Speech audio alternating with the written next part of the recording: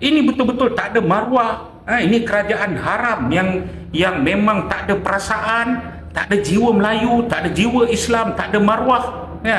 Jadi saya rasa saya sebut ini orang Melayu dah jadi orang Islam, dah jadi penumpang dalam tanah air sendiri.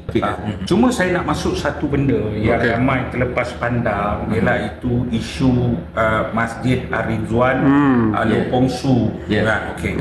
Masjid ini telah dibina pada tahun 1931. Betul. 94-95 tahun lebih kurang umur masjid ini. Masjid ini tak ada masalah, tetapi mutakhir ini tiba-tiba minggu lepas Esko Kerajaan Negeri dan Kerajaan Negeri Perak sendiri membuat pengumuman bahawa sebahagian daripada tanah ini telah dipunyai oleh seorang toke Cina.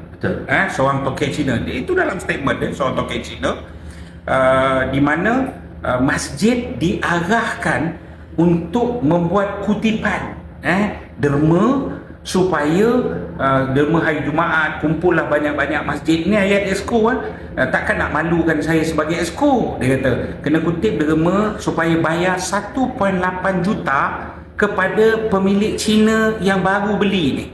Okey, baik tuan-tuan. Yang saya nak bagi tahu ialah saya bukan resis, saya bukan perkauman, saya bukan anti mana-mana agama, tapi soal dia saya merujuk kepada kejadian tanah milik Jekyll yang telah dibina kuil yang tanpa kebenaran, kuil haram. Bukan kuil itu haram, tetapi kuil itu dibina secara haram. Kerajaan begitu bersungguh-sungguh jadi mediator, malah Jekyll telah mendedahkan bahawa menteri wilayah minta Jekyll jangan saman. Konon Jekyll nak bina masjid tiba-tiba, tapi jangan saman kuil ini, berunding.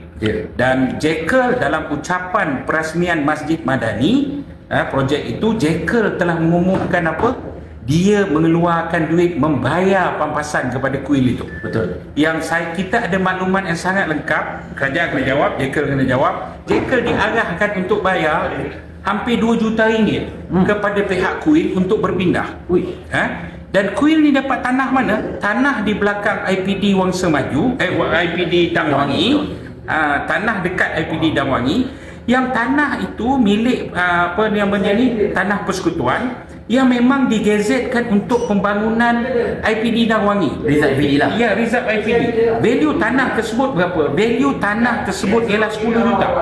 Berdasarkan kita value tanah-tanah properti sekeliling, value tanah tu 10 juta.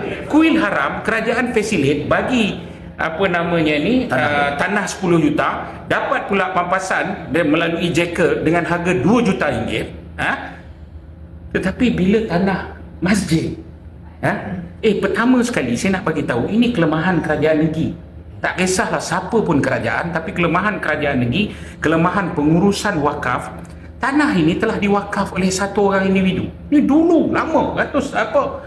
Dah 10 tahun. 10 tahun dia wakaf bina masjid.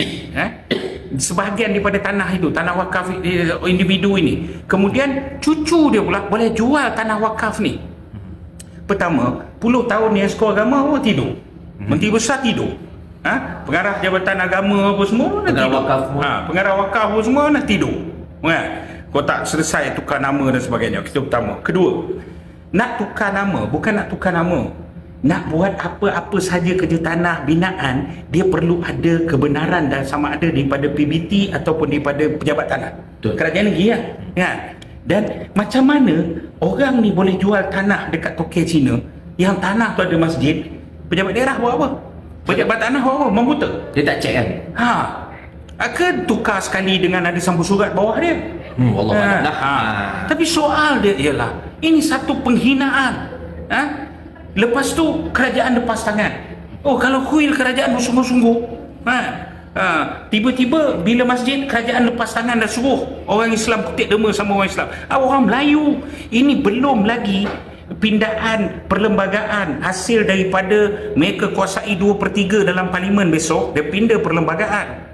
Ini belum pindah perlembagaan, rakyat orang Melayu Islam dah umpama menumpang dalam negara sendiri. Dan boleh saya tambahkan sini, macam isu dekat Masjid India itu, kuil itu macam mana kita tahu merupakan kuil yang dibina tanpa kebenaran.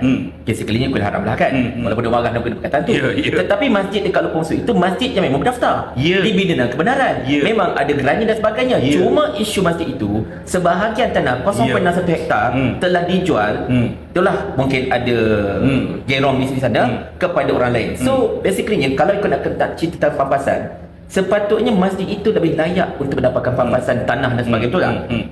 Dan esko kerajaan negeri ni pun menterangah gaji buta juga. Soal dia ialah kamu boleh sebut pula 1.8 juta kena bayar dekat China tu. Ini tanah Halo Bongsu kan? Saya minta maaf kalau saya kasar, tapi ini tanah Halo Bongsu. Besar mana yang sampai 1.8 juta tu?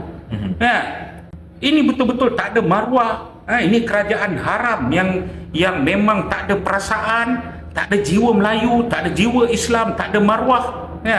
Jadi saya rasa saya sebut ini orang Melayu dah jadi orang Islam, dah jadi penumpang dalam tanah air sendiri.